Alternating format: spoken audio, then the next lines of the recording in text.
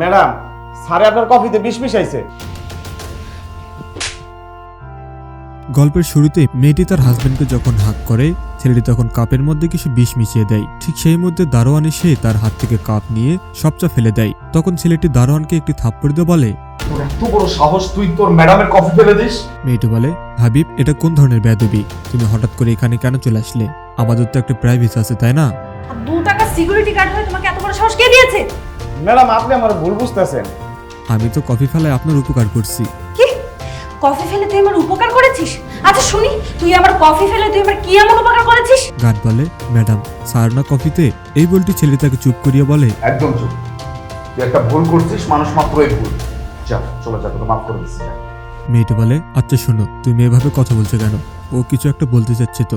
এমনও হতে পারে যে আমাদের কফিতে হয়তো বা কিছু ছিল বা কোনো প্রবলেম হতো। ওকে বলতে দাও না, বলো তুমি কি বলছো। ছেলেটি তখন বলে, কোনো প্রবলেম নেই। মেয়েটি বলে, ওকে বলতে দাও না। ছেলেটি বলে, আরে বাবা, কি বলতেছো তুমি এইসব উল্টাপাল্টা? ও আসার পর থেকে উল্টাপাল্টা কথা বলতেছে, আর তুমি সেটা শোনার জন্য তো উঠতেছো। এই, তোর বলছি না, তোর মাফ করে দিচ্ছি। যা যা যা। না না, তুমি এভাবে বলতে পারো না। ওর কথাটা আমাদের শোনা উচিত। যদি সত্যি খারাপ কিছু হতো। মেয়েটি বলে, তুই বল, কি বলতে চাস? তখন গার্ড বলে, স্যারে আপনার কফিতে বিষ মিশাইছে। মেয়েটি তখন গার্ডকে একটু চড় মেরে বলে, এই, তোকে এত বড় সাহস কে দিয়েছে? তুই তখন থেকে যা নয় তাই বলে যাচ্ছিস। তুই কি ভেবেছিস তুই আমাকে উল্টো পাল্টা যা শুনিয়ে যাবে আমি তাই বিশ্বাস করে নিব? এটা যদি তুই ভেবে থাকিস তাহলে একদম ভুল ভাবছিস।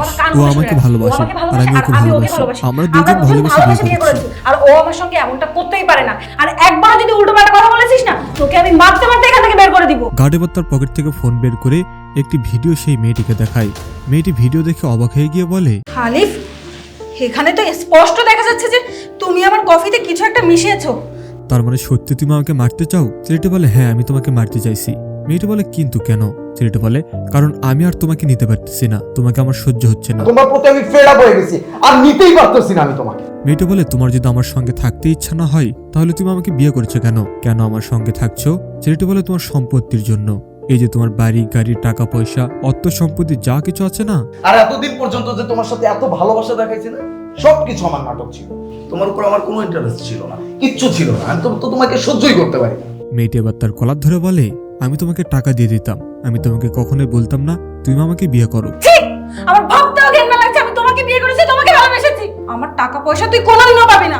তোকে আমি এখনই ধাক্কা দিয়ে বের করে দেবো, আর তাও যদি না যাস আমি পুলিশ ডেকে তোকে আমি পুলিশের কাছে দিয়ে দেবো। এটা বলতেই ছেলেটি সেখান থেকে বের হয়ে চলে যায়। মেয়েটি গার্ডকে বলে, আই এম রিয়েলি সরি, আমার ভুল হয়ে গেছে, তুমি আমাকে মাফ করে দিও। আমি তোমাকে বুঝতে পারিনি, তোমাকে ভুল বুঝেছি। এমনকি তোমার গালে থাপ্পড়ও মেরেছি, তুমি আমাকে প্লিজ মাফ করে দিও।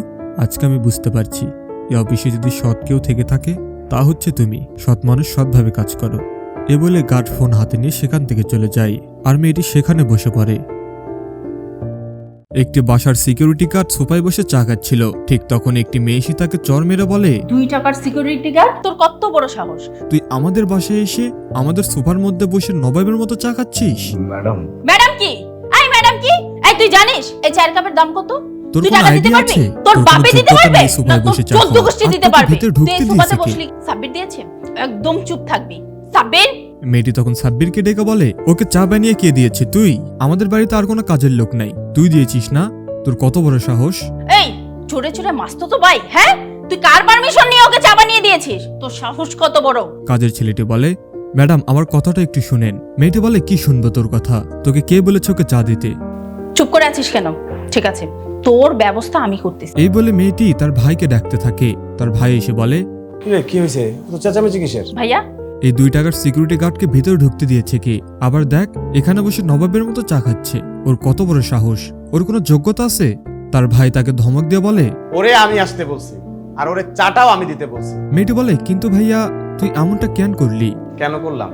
ও তোর কাছে সামান্য একজন সিকিউরিটি গার্ড হতে পারে, কিন্তু আমাদের মতো যাদের মানুষত্ব আছে, বিবেক আছে, বুদ্ধি আছে, জ্ঞান আছে, তাদের কাছে ওরা শুধু দারোয়ান না, সামান্য একটা সিকিউরিটি গার্ড না। ওরা আমাদের পরিবারের একজন মেম্বার।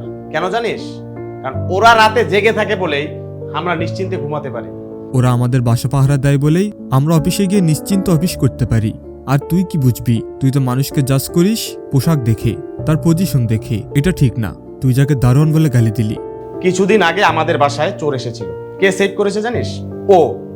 আর তুই তাকে অপমান করতেছিস। এসব শুনে মেয়েটি বলে, সরি ভাইয়া, আমি বুঝতে পারিনি, আমি না বুঝে আপনাকে অনেক কথা বলে দিয়েছি, আপনি প্লিজ আমাকে ক্ষমা করে দিন। গার্ড বলে, না না ম্যাডাম, আপনি কেন আমার কাছে ক্ষমা চাইতেছেন? আপনার তো কোনো দোষ নেই, দোষ তো আমাগো। গরিব হয়ে জন্মেছি না, এই দুনিয়ায় গরিবের জন্ম না সবচেয়ে বড় দোষীর। আপনার কোনো দোষ নাই, আপনি ক্ষমা চান না। আপনি পারলে আমারে মাফ করে দিয়েন। গরিব মানুষ আপনাকে ওই দামি সোফায় বসছি না, মাফ করে দিন। এ বলে ছেলেটি সালাম দিয়ে কান্না করতে করতে সেখান থেকে চলে আসে। এবার কাজের লোক বলে, ম্যাডাম, আমরা গরিব মানুষ তো, আপনাদের কথার বাইরে আমরা কোনো কাজ করতে পারি না। ভাই আমাকে চা দিতে বলেছিল, তাই আমি চা দিয়েছি। আপনি তো আমার কোনো কথা শুনতেই চাইলেন না। মানুষকে একটু সম্মান করতে শিখুন ম্যাডাম। এই বলে কাজের ছেলেটিও সেখান থেকে চলে যায়। এবার তার ভাই বলে, তোর যদি সামান্য পরিমাণ বিবেকবোধ থাকে তাহলে এতটুকুতেই তোর লজ্জা হওয়া উচিত। আর শোন, মানুষকে মানুষ হিসাবে দেখ। এ বলে তার ভাইও সেখান থেকে চলে যায়। আর মেয়েটি তার অনুশোচনা নিয়ে সেখানেই দাঁড়িয়ে থাকে।